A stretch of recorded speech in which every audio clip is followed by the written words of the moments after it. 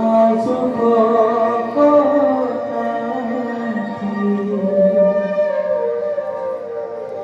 খুড়া যে ভাতিজে কথা কাতি করো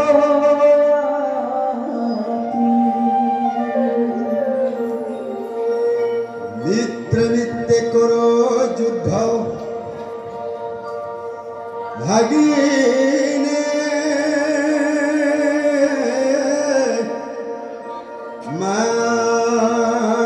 মাতুলে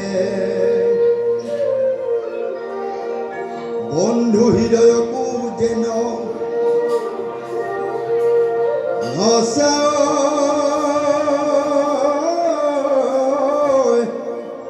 বাতুলে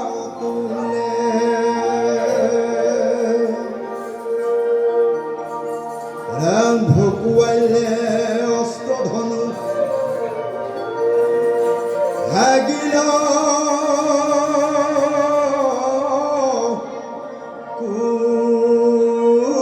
কুবত নথাকিল সৰ আৰু কাহাৰো তুনত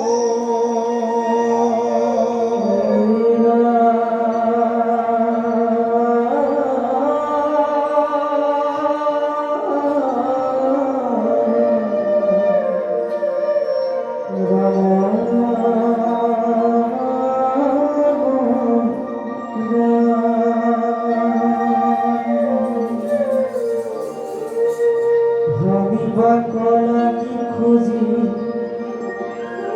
নাপাও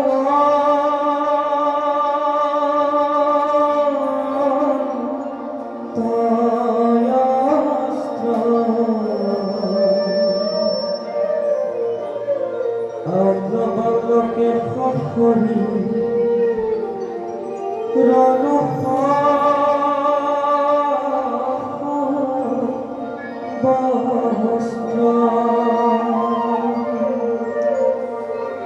কাহাৰো নাহিকে আউৰ চেতন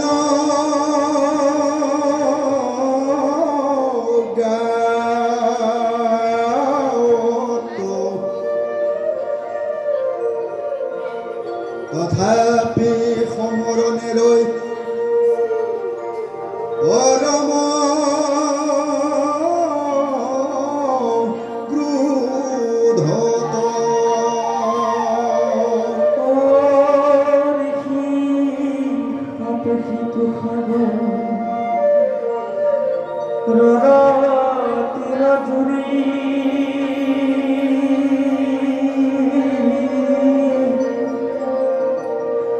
লোহা গন্দি ৰাজি আসো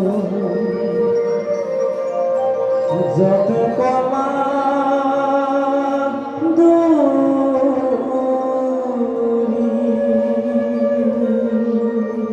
ৰাম ভাৰি প্ৰহাৰ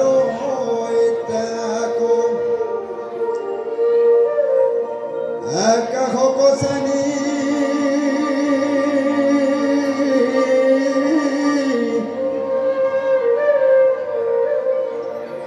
মৰৈ সবে কৰি আমাৰ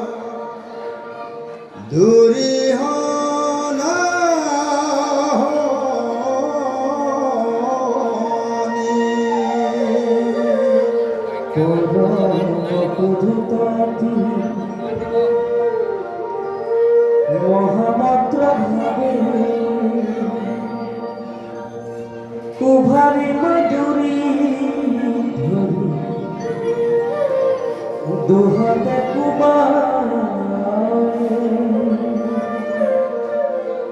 হরিরত কর যেন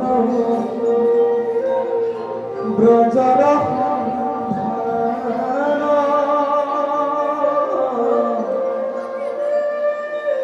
বিমূর্ছিত হইয়া যদু গণেশার পান রাম রাম পরম দুর্জয় যদু নিরয়বি অনির্বাণ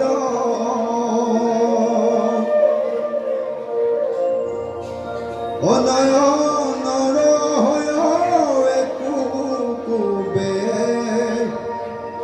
প্রাণ কাহম্বৰ এই মতে মৰণ কৰি গোত্ৰ তবিবাদ দেখি আমি লীলা কৰি ভদ্ৰ ৰবি খাদ বিধি কিনু ৰাখি হইল বুদ্ধি ভঙ্গ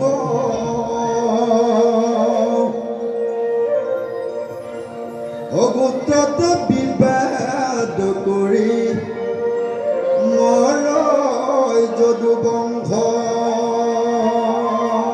কৃষ্ণৰ মায়ায় বলু ভৈৰবী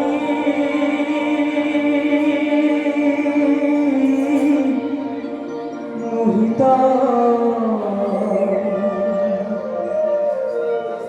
কুলক্ষয় দেখিয়া কুলক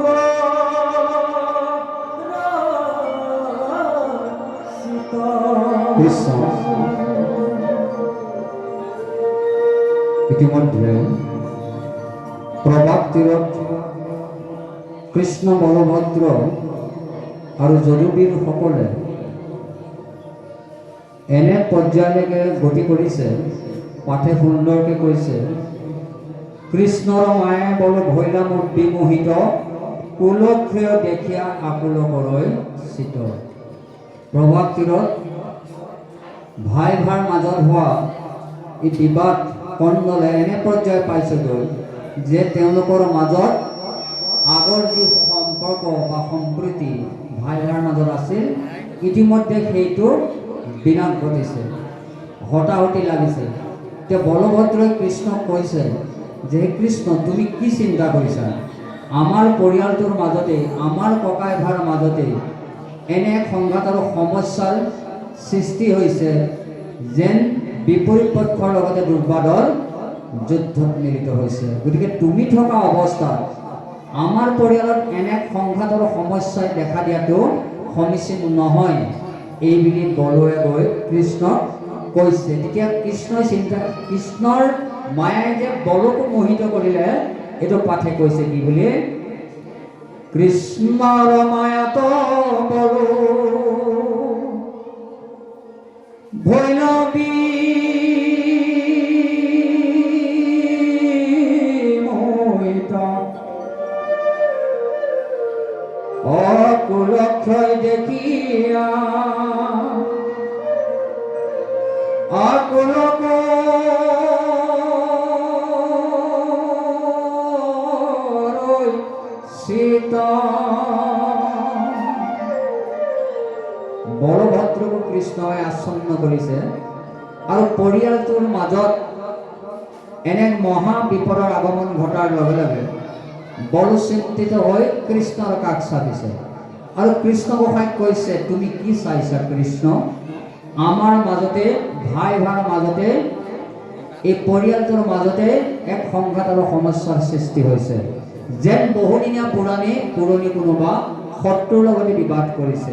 তে তুমি থকাৰ পিছত আমাৰ পৰিয়ালটোত এনে এক দুৰ্ঘৰ সমস্যা নামি আহিব বুলি বৰৱে কৈছে, মই কিন্তু ভাবিব পৰা নাছিলোঁ। গতিকে এতিয়াও সময় আছে কৃষ্ণ, তুমি গৈ এওঁলোকক কিছু বুজনি দিয়া। বলভদ্ৰই কৈছে, জ্যেষ্ঠ খুৰা অকুল, তুমিওতো বুজিব লাগিছিল, বয়সত জ্যেষ্ঠ, পৰিয়ালটোৰ ভিতৰত তুমি জ্যেষ্ঠ খুৰা, তুমি থকা অৱস্থাত আমাৰ মাজত এনে দুৰৱস্থা সংঘটিত হোৱাটো সমীচীন নাছিল বুলি বলভদ্ৰই খুৰাক অকুলকো দোষাৰোপ কৰিছে। তোমাৰ নিচিনা এজন জ্যেষ্ঠ যদুবীৰ থকাৰ পিছতো আৰু বুদ্ধিমানী জ্ঞানী আৰু বিবেকী থকাৰ পিছতো পৰিয়ালটোৰ বাকী কনিষ্ঠসকলক তুমি বুজনি দি ৰাখিবহে লাগিছিল, তুমি দেখোন এওঁলোকৰ সমসাময়িকভাৱে সহমত প্ৰকাশ কৰি তুমিও মানে মাৰামাৰি হতাহতিত ব্যস্ত হৈ গ'লা। খুৰা তুমিও পাগল হৈ গ'লা নেকি? এই বুলি খুৰাককো বলভদ্ৰই অলপ পিছতে গালি গালাজ কৰিব। তেতিয়া উপায়ন্ত হৈ কৃষ্ণই বলৰ কথা ৰাখি ভাই ভাইৰ মাজত বিবাদ সমাপন কৰিবৰ বাবে হকাম এটা কৰিছে যে নালাগিবা কাজিয়া, আমাৰো হয় নহয় তেনেকুৱা, ইটো সিফালে ঠেলিছে সিটো সিফালে ঠেলিছে, কৃষ্ণই ইটোক আঁতৰাইছে সিটোক টানিছে, কিন্তু যুদ্ধ জানো এতিয়া বা তেওঁলোকৰ মাজৰ মৰা কটাখিনি জানো এতিয়া আৰু বন্ধ হ'ব?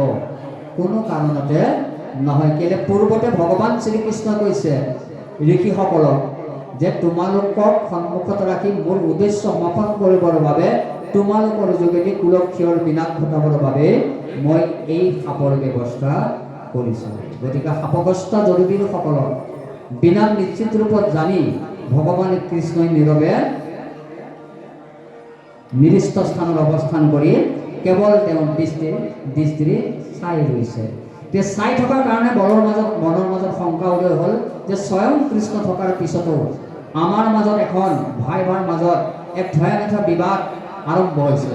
আনকি জ্যেষ্ঠ অকুল খুৰায়ো সেই মানে কাজিয়াখনত হাত ওজন ধৰা দেখা গৈছে।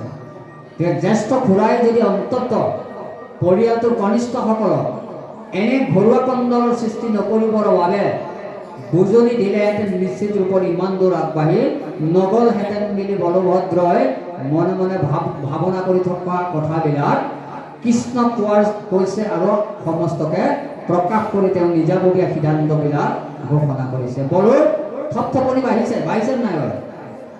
তেওঁ নিজৰ মাজতে উকুল ঠুকুল অৱস্থা এটা হৈছে, আৰু এই উকুল ঠুকুল অৱস্থাটো ৰাখিব নোৱাৰি কৃষ্ণক কৈছে, অকুৰক কৈছে, জ্যেষ্ঠসকলক কৈছে, মান্যবৰসকলক সন্মান ৰাখি বলভদ্ৰই কৈছে যে আমাৰ মাজত লগা এই বিবাদ ইমানতে সমাপন ঘটিব লাগে, অন্যথা কিছু সময় এনেদৰে যদি বিবাদ আগবাঢ়ি যায় নিশ্চিত ৰূপত আমাৰ মাজত আৰু জনবীৰসকল নাথাকিবগৈ। এইবুলি শংকা উদয় হৈছে বলৰ মনত, তাকে কৃষ্ণৰ আগত প্ৰকাশ কৰিছে জ্যেষ্ঠ খুৰা অকুৰৰ আগত। আৰু কৃষ্ণই বলৰ কথা মানি পৰিয়ালৰ মাজত লগা সংঘাত আৰু সমস্যাক মানে মিলামেচা কৰিবৰ বাবে ইজনে সিজনক পৰা আঁতৰাই নিছে, হকা কথা কৰিছে। কিন্তু কৃষ্ণৰ কথাত এতিয়া আৰু জনবীৰসকলে মান্যতা দিয়া নাই। কেলে? আগতেই কৃষ্ণক চিনি পালে কোনে? কেৱল উদ্ধৱ মহন্তই। এইকাৰণে উদ্ধৱ মহন্তই আগৰ পাঠত কৈ গৈছে যে মোক লগত লৈ যোৱাৰ ব্যৱস্থা গ্ৰহণ কৰিব লাগে। তুমি যদি এই ধৰাঠাই মেৰি পৰধামলৈ যাত্ৰা কৰা তেতিয়া উদ্ধৱৰ ইয়াত আৰু কোনো কাম নাথাকিব। গতিকে উদ্ধৱক লগত লৈ যোৱাৰ ব্যৱস্থা পালন কৰিবৰ বাবে একেটা বিষয়কে 3বাৰ ঘোষণা কৰিছে। কিন্তু গোসাঁয়ে কেৱল উদ্ধৱৰ কথাবিলাক কিছু সময় শুনি থাকিল, শেষান্তত উত্তৰ দি কৈছে যে হে উদ্ধৱ মহন্ত, তুমি মোৰ কথা আৰু কৰ্মবিলাক মোৰ ইংগিততে তুমি ধৰা পেলাব পাৰিলা বুলি মই জানিলোঁ। সেয়ে তুমি শ্ৰেষ্ঠ মহন্ত জনবীৰসকলৰ ভিতৰত। মই যোৱাটো নিশ্চিত, কিন্তু তোমাক মই কোনো কাৰণতে লগত লৈ যাব নোৱাৰিম। তুমি আৰু আমি দুইজন যদি এই ধৰাধামেৰে গুচি যাওঁ তেতিয়া সত্য ধৰ্ম ভকতি প্ৰকাশ নঘটিব। এবে মই গ'লেও তোমাক ইয়াতেই ৰাখি যাব লাগিব। তুমি আমি দুই গ'লে মিলিব অনৰ্থ, লুপ্ত হ'ব জ্ঞানীত ভকতিৰ পথ। এই ভকতি ৰাখি থাকিবৰ কাৰণে উদ্ধৱক ভগৱান শ্ৰীকৃষ্ণই ক'লে মই গ'লেও তুমি থাকিব লাগিব, যিহেতুকে তোমাৰ যোগেদি জগতত জীৱসমূহৰ কল্যাণ সাধন হ'ব লাগিব আৰু আমাৰ ভকতি প্ৰকাশ হৈ থাকিব লাগিব। এতিয়া আপোনাৰ আমাৰ বাৰু এই দায়িত্বটো নাই জানো? কেৱল কৃষ্ণ গোসাঁয়ে জানো উদ্ধৱকে দায়িত্ব দিছে? কেৱল জানো নাৰদকে দায়িত্ব দিছে? এনে নহয়। আমাৰ প্ৰত্যেকজনৰে গুৰু ধৰ্ম প্ৰসাৰ কৃষ্ণ সেৱাৰ প্ৰসাৰ কৰোৱাৰ দায়িত্ব আছে বুলি কৈছে। কেৱল উদ্ধৱ আৰু নাৰদে যে দায়িত্ব লৈ পেলাই প্ৰসাৰ ঘটাব এনে নহয়। আমিও প্ৰত্যেকজনে নিজেও কৃষ্ণক শৰণ ভজন ভক্তি অনুসৰণৰ যোগেদি নিজৰ আত্মকল্যাণৰ লগতে জীৱ আৰু জগতৰ কল্যাণৰ বাবে নিস্বাৰ্থ প্ৰেমিক ৰূপে কৃষ্ণৰ যজ্ঞ লীলা কীৰ্তন শ্ৰৱণ কৰি থাকিব লাগিব। এইটো হ'ল ভাগৱতৰ আদৰ্শ। আৰু আমাৰ মহাপুৰুষে কৈছে অ তাৰা হবে ধন্য তাৰা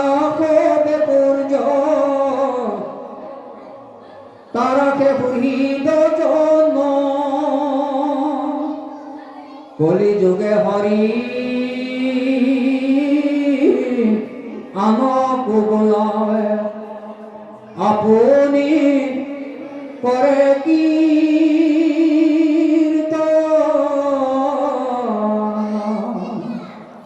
আপুনি কৰে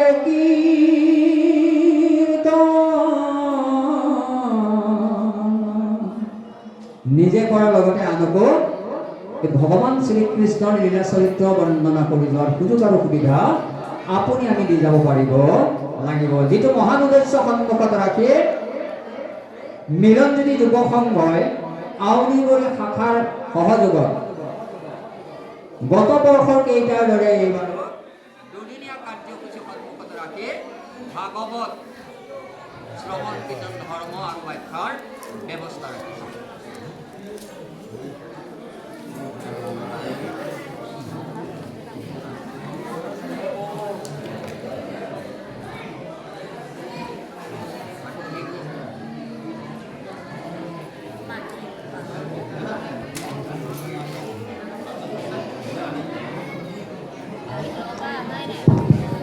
কৃষ্ণ এতিয়া উদ্ধৱক দিয়া দায়িত্বটো কেৱল উদ্ধৱ আৰু নাৰদকে দিয়া নাই, আপোনাক আমাকো দায়িত্ব দিছে।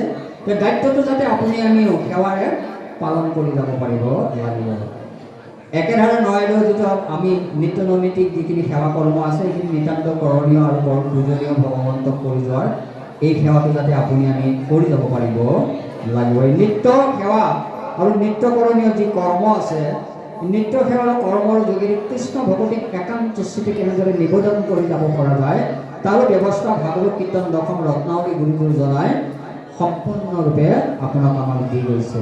কেৱল আমি মাত্ৰ কৃষ্ণক শৰণ লৈ এই সেৱা ভক্তি পালন কৰিব লাগে।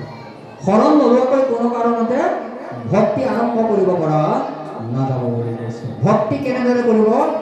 যে মূলতে হ'ল কেৱল শৰণ। অশৰণ একে নিজ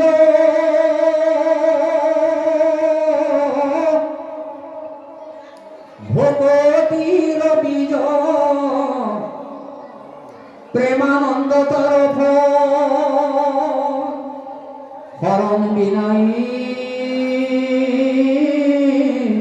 ভকতি কৰায় এৱা ঘটৰ যেন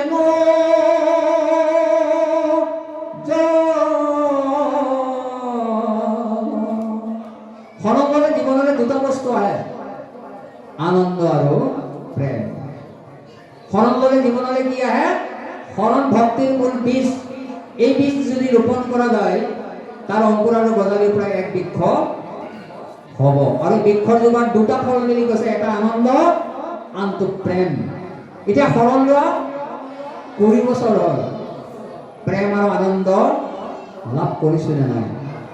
শৰণ একে নিজ ভকতিৰ বীজ প্ৰেমানন্দ তাৰ ফল শৰণ বিনাই ভকতি কৰয় এৱা ভটৰ যেন জল। শৰণ ল'লে জীৱনলৈ প্ৰেম আৰু আনন্দ আহে। কিন্তু শৰণ অনুশীলন ক্ৰম আপুনি আমি কৰি যাব পাৰিব লাগিব। আনে কৰিছে নাই এইটো লক্ষণীয় কথা নহয়, আপুনি আমি নিজে নিজৰ বাবে এই কৰিছেনে নাই। আপুনি আপোনাৰ শত্ৰু, আপুনি আপোনাৰ মিত্ৰ, আপুনি আপোনাৰ ৰাখে মাৰে হৰিক নভজি নৰে, আপুনি হয় নষ্ট হৰি ভজি আপুনি উতৰে। যে নিজক তৰাই নিবৰ কাৰণে কৃষ্ণ ভক্তিত আপুনি মনোনিৱেশ কৰাটো নিতান্ত প্ৰয়োজনীয় বিষয়। শইকীয়া বৰুৱা, হাজৰিকা, দাস, মহন্ত, গোস্বামী, বৰদলৈ কথাবিলাক আপুনি আমি ইয়াত লৈ ফুৰিব নালাগে। আমি ইয়াত লৈ ফুৰিব লাগিব কি? মন আৰু হৃদয়মুক্ত কৰি থাকিব পৰা ৰাম আৰু নাম।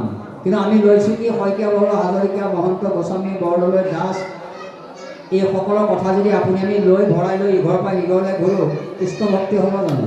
সেইকাৰণে গোসাঁই কৈছে আনৰ কথা প্ৰয়োজন নাই, নিজে ভক্তি আহৰণ কৰা।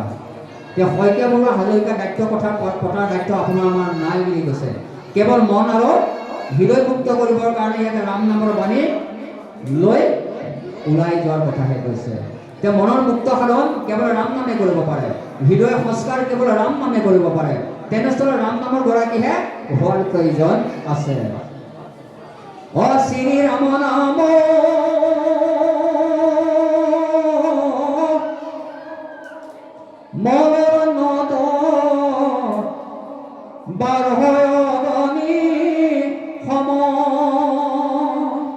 শ্ৰীৰাম নাম মনৰ উৎসৱ ভদ্ৰত ভদ্ৰয়ত ৰাম সবদৰ ওৰা পদ ভাইয়া প্ৰসন্ন ব্ৰণিনী সৰ মবায়ু সমে অধৰ মৰণ্য দহিয়া ভস্ম কৰ হৃদয়খনৰ ৰাম নামৰ প্ৰকাশ ঘটিলে মনৰ মলিনতা হৃদয়খন নিৰ্মল হোৱাটো নিশ্চিত বুলি কৈছে। কিন্তু আমি ভয় কৰিব নালাগে কোনটো কথাৰ কাৰণে কুকথা পাখণ্ড সম্বাদ বিবাদ পৰ্বত অতি নিষ্ঠুৰ ৰাম কৃষ্ণ নৱ বজ্ৰক পহাৰি অকৰতাংকমুখী মোৰ এইবিলাক জীৱনলৈ আহিব, আনে ঠেলা ঠেলিও কৰিব। কুকথা পাখণ্ড সম্বাদ বিবাদ পৰ্বত অতি নিষ্ঠুৰ ৰামকৃষ্ণ নাম বজ্ৰক পহাৰি কৰাকাংকমুখী মোৰ। এইবিলাক আহিলেও জীৱনত শংকা আৰু ভয় কৰিব লগা নাই। ভয় কোনে কৰে? যি শৰীৰটোক মই বুলি ভাবে, যি আত্মাৰ অনুভৱী হৈ আছে সেইজনে ভয় নকৰে। ভয় আৰু শংকা উদ্বেগ উৎকণ্ঠাৰ পৰা মনক উত্তৰণ ঘটাই কৃষ্ণমুখী কৰি দিবলৈ কৈছে। যেতিয়া আপোনাৰ মন বা প্ৰাণ কৃষ্ণমুখী হৈ থাকিব তেতিয়া আপোনাৰ মনৰ মাজত এই শংকা ভাৱবিলাক আৰু নাথাকে। বাৰু যাই কি নহওক, একশৰণ ভাগৱতী সমাজ অসম অধ্যাত্ম সাধনমুখী সামাজিক সাংস্কৃতিক ধৰ্মীয় অনুষ্ঠান আউনুগুৰি গাঁও শাখাৰ মিলন্তি যুৱ সংঘৰ সৌজন্যত দুদিনীয়া বিশাল কাৰ্যসূচীৰে অনুষ্ঠিত কৰা ভাগৱত ব্যাখ্যা অনুষ্ঠানত আমাকো অকণমান সময় সেৱা ধৰাৰ সুযোগ দিয়াৰ বাবে সন্মিলিত যুৱ সংঘৰ লগতে আজিৰ এই অনুষ্ঠানটোৰ আয়োজক সমিতিৰ সভাপতিদেৱৰ প্ৰমুখ্যে বিভিন্ন দায়িত্বত থকা বিষয়ববীয়া বাই সমস্তলৈ আমি এই গুৰুসকলৰ পৰা আন্তৰিক শ্ৰদ্ধা আৰু ভক্তি সেৱা নিবেদন কৰিছোঁ। আমাক ব্যাখ্যাকাৰ হিচাপে নিমন্ত্ৰণ জনাই আপোনালোকৰ দ্বাৰা সন্তসাধু মহন্ত আইনকৰ চৰণ কমল দৰ্শনৰ সেৱাৰ সুবিধা দিয়াৰ বাবে যুৱ সন্মিলনী সমাজৰ সজ্জনত অনুষ্ঠিত হোৱা এই ভাগৱত পাঠ ব্যাখ্যা অনুষ্ঠানৰ সভাপতি সম্পাদকদ্বয়ৰ প্ৰমুখ্যে বিভিন্ন দায়িত্বত থকা সমূহ বিষয়ববীয়ালৈ পুনৰবাৰ আন্তৰিক শ্ৰদ্ধা নিবেদন কৰিছোঁ। পূৰ্বৱৰ্তী ব্যাখ্যাকাৰ সন্মানীয় যুগল দাস বাপজনা আমাৰ মাজত উপস্থিত আছে। তেখেত আমাতকৈ জ্যেষ্ঠ সন্মানীয় আৰু গুণী জ্ঞানী ব্যক্তি। তেওঁ আমি অকণমান সময় তেখেতৰ আসনখনত থাকি দুটি এটি কথা কৈ যাওঁতে অজানিত ভুল ত্ৰুটি হৈ যাব পাৰে, সেয়ে আপোনালোকে আমাক নিজৰে মাজৰে এজন বুলি কৈ যোৱা কথাৰ মাজত ৰৈ যোৱা ভুল ত্ৰুটিৰ বাবে নিশ্চয় ক্ষমা কৰিব। শেষত সদৌতিলৈকে আন্তৰিক শ্ৰদ্ধা আৰু ভক্তিভৰা সেৱা নিবেদন কৰিছোঁ। আমাৰ ভাতৃপ্ৰতিম মাধুৰ্য দাসে আমাক নিমন্ত্ৰণ জনালে, তেৰালৈ আমাৰ আন্তৰিক শ্ৰদ্ধা জনালোঁ। যিহেতুকে আপোনালোকক আমাক চিনাকি হোৱাৰ এটা সৌভাগ্য আৰু সুযোগ দিলে, তেওঁকতো আমি মাজে সময়ে লগ পাই থাকোঁ, তথাপি আপোনালোকৰ এই সমাজ ব্যৱস্থাৰ মাজলৈ আমাক নিমন্ত্ৰণ কৰি আনি আপোনালোকৰ চৰণ কমল দৰ্শন সেৱাৰ সুবিধা দিয়াৰ বাবে শেহতীয়াকৈ হ'লেও আমি মাধুৰ্য দাস বাপজনালৈ আন্তৰিক শ্ৰদ্ধা নিবেদন কৰি আমি আমাৰ ক'ব লগা দুআষাৰ ইমানতে সামৰণি মাৰিছোঁ। জয় গুৰু শংকৰ। আমাৰ এই অনুষ্ঠানবাদীত পূৰ্বৱৰ্তী ব্যাখ্যাকাৰ যুগল দাস বাপ উপস্থিত আছে, তেখেতক আমি শ্ৰদ্ধা আৰু সন্মান সহকাৰে আসনলৈ পুনৰবাৰ অনুৰোধ জনাই সেৱা নিবেদন কৰিলোঁ আসনভাগী গ্ৰহণ কৰিবৰ বাবে। গতিকে আমি এভাগী গোসাৰে সেৱা নিবেদন কৰিছোঁ। নাজানো আবাহন, নাজানো বিসৰ্জন, নাজানো পূজা মন্ত্ৰ কিঞ্চিত, এতেকে পৰমেশ্বৰ দাসবল চৰণৰ মূৰগতি সাধিবে চুত ৰাম, মূৰগতি সাধিবে চুত কৃষ্ণ হৰি কৃষ্ণ কৃষ্ণ কৃষ্ণ। আমি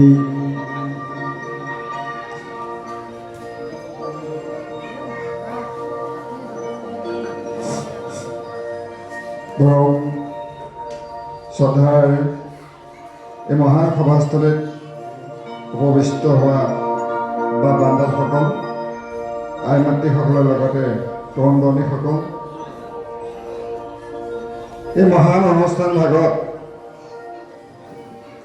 আজি এই দুপৰীয়াৰ যি অন্ন ব্যৱস্থা আমাৰ হৈছে, সেই মহান অন্নমুঠি আমাৰ গাঁও শাখাৰে এজন উদীয়মান যুৱক তেৰাই অংগমুঠি দান কৰিছে। তেৰাৰ নাম হ'ল বিপুল দাস। বিপুল দাসক আমি এখনি ফুলন গামোচাৰে সম্বৰ্ধনা জনাব বিচাৰিছোঁ। তেখেতক সম্বৰ্ধনা জনাব আমাৰ গাঁও শাখাৰ উদীয়মান যুৱক শ্ৰী যাদৱ দাস বাপে। আমি তেখেতক সম্ভাষণ জনাবৰ কাৰণে অনুৰোধ কৰিছোঁ। কৃষ্ণ হৰি লগতে তেৰাই এটি গোৱাদণ্ড আৰু অৰিহণা সমাজলৈ আগবঢ়াই তেৰাই এটি আশীৰ্বাদ বিচাৰিছে। তেৰাৰ যি মনৰ কামনা বাসনা আছে, প্ৰভু ভগৱন্তই তেৰাৰ মনৰ কামনা সিদ্ধি কৰি তেৰাৰ লগতে তেৰাসৱৰ সপৰিয়ালটিক প্ৰভু ভগৱন্তই দুখানিচনত ঠাই দি কৃপা কৰিব আৰু ভৱিষ্যতলৈ এনেধৰণে অনুষ্ঠান প্ৰতিষ্ঠানত একৰা লগাবলৈ তেৰাক শক্তি ভক্তি প্ৰদান কৰিব। হৰি ৰাম।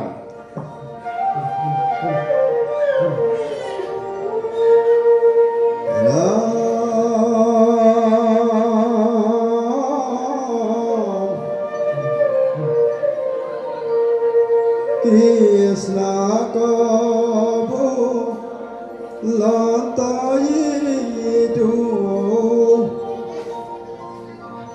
কমন নাই আগতে বংশে মৰৈ কিয়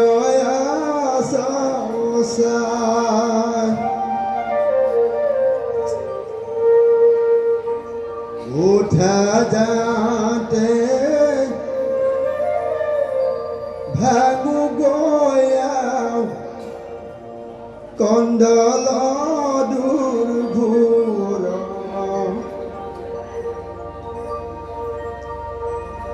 উলখয় দেখি নহহিদ